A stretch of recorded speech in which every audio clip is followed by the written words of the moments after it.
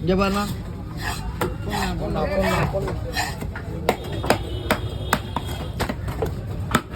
கடகா மாட்டேக்கா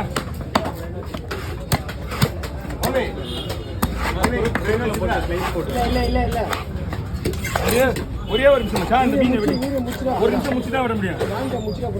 ஒரு நிமிஷத்துக்கு அப்புறம் எப்போ நான் வாங்கிக்க என்ன தலை கேட்டீங்க? சைஸா சைஸா பாருங்க அப்படியே.